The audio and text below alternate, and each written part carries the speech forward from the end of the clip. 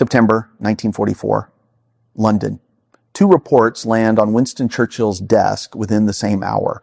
One describes 10,000 British casualties in 9 days for a bridge that was never taken. The other details 12 cities captured, 45,000 enemy prisoners marched into captivity, and an army racing toward Germany's border with half the fuel. One commander had been given everything. The other had been given scraps. And what Churchill does after reading those pages will shake the Allied command to its core. If you think World War II was only decided by bullets and bombs, wait until you see how it was nearly torn apart by comparison. Before we go further, make sure you hit like and subscribe to WWII Silent Valor right now. If you love deep cinematic breakdowns of real wartime decisions that changed history, this channel is built for you. Montgomery, Patton, the names echo through history, streets of struggle, where victory came at a terrible price.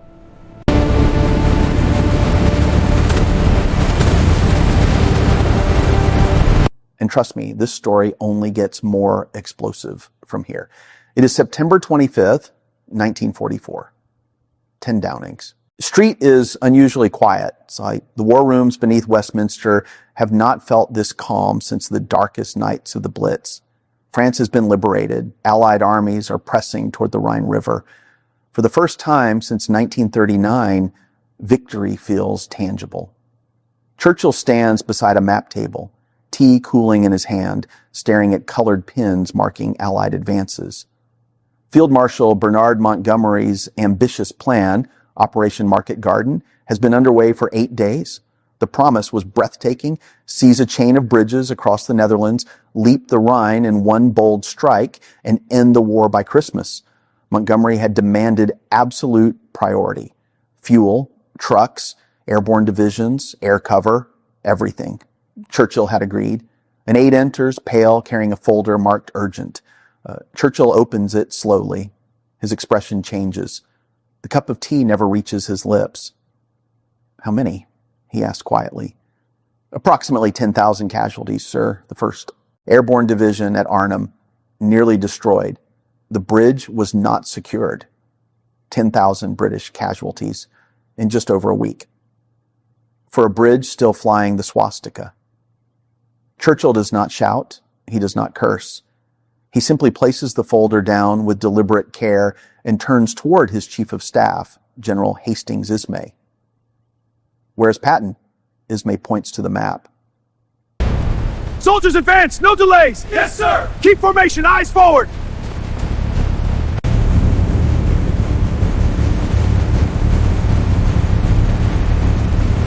"200 miles south in eastern France, General George S. Patton's Third Army is advancing toward the German frontier." "Get me the fuel allocation reports," Churchill says. "Montgomery's and Patton's, I want to see exactly what we gave them." Within minutes, so the numbers are spread across the table.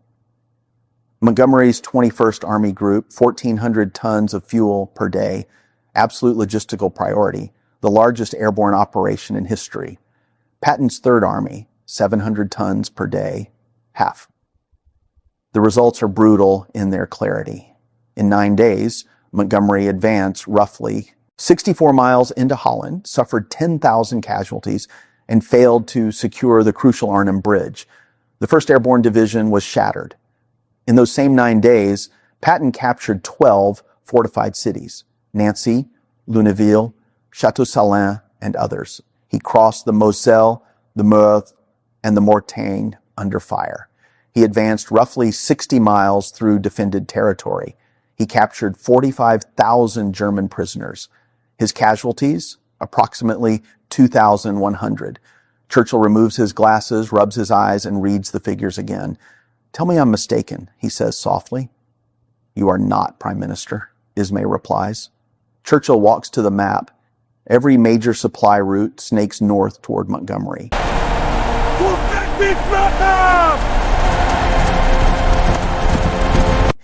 Every truck, every gallon, every priority shipment.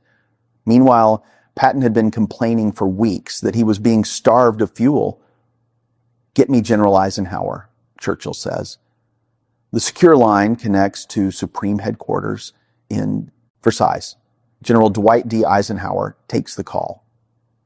"Ike," Churchill begins, voice clipped, "explain to me why we authorized an operation that consumed our entire logistical capacity and delivered us the bloodiest week since Normandy." Eisenhower answers carefully. "Market Garden," he explains, "was a calculated risk.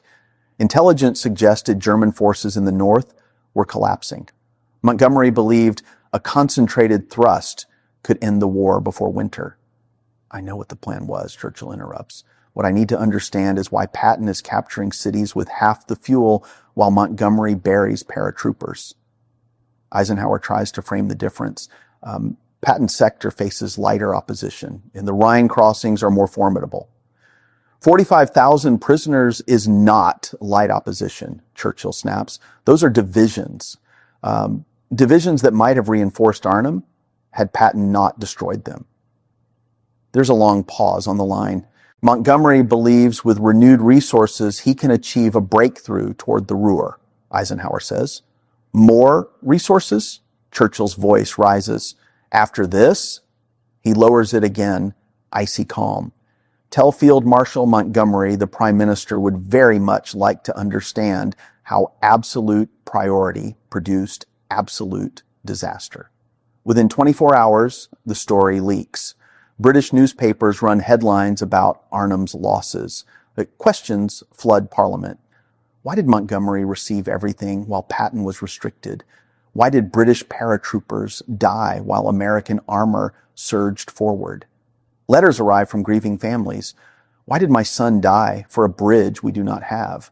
At Versailles, Montgomery demands a private meeting with Eisenhower. For hours, he defends the operation, the weather, intelligence failures, unexpected SS Panzer divisions near Arnhem. He insists the plan would have succeeded with more time, more support. Meanwhile, General Omar Bradley submits a carefully worded request. Third Army can reach the Rhine within days if given adequate fuel. Current tempo demonstrates sustained offensive capability. The final line circulates like wildfire. "We are winning a war with our hands tied while others lose it with both hands free." Patton reads the memo and smiles. On October 1st, 1944, Churchill flies to France without warning. He arrives at Allied headquarters in Versailles, carrying a bound report compiled by the War Office. British and American generals gather in a conference room heavy with tension. Churchill opens the document and reads aloud. Operation Market Garden. Fuel allocation, 1,400 tons per day. Casualties, 10,000.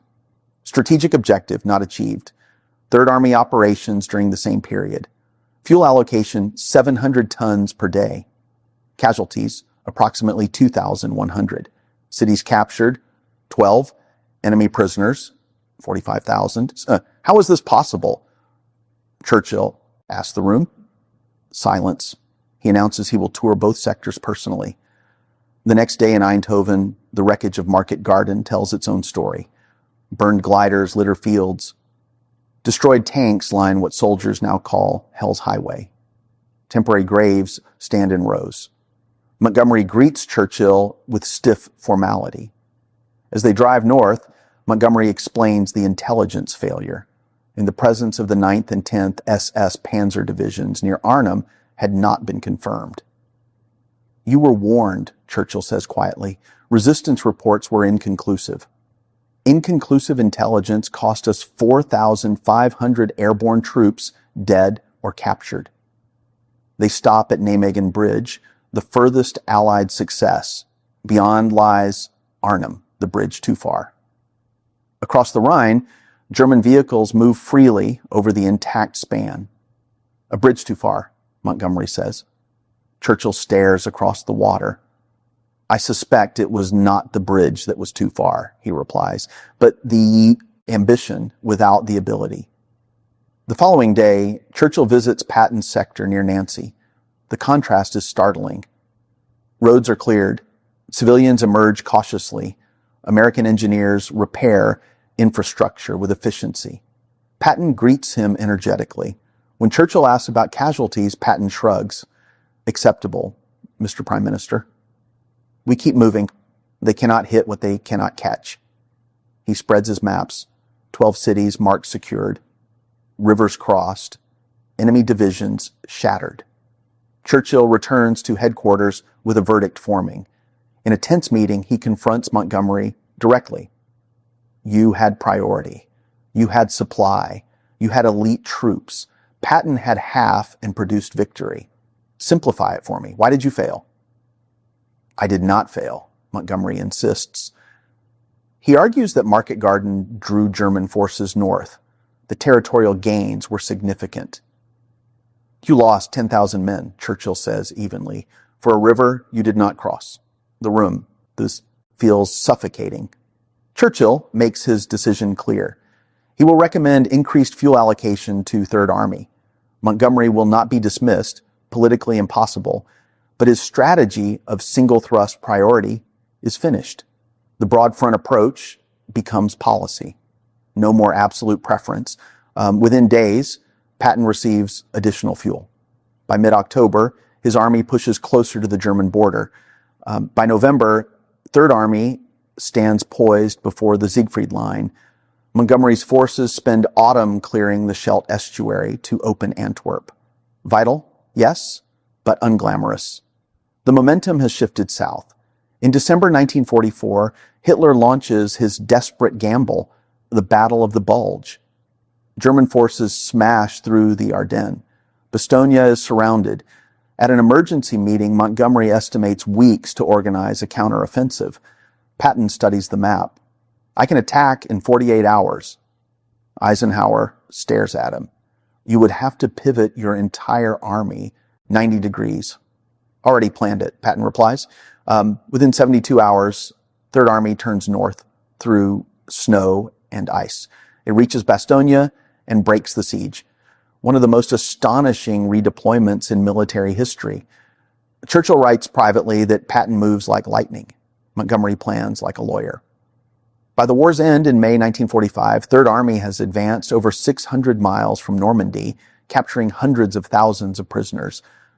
Patton's forces race so far into Czechoslovakia that Eisenhower orders them to halt to avoid colliding with Soviet troops.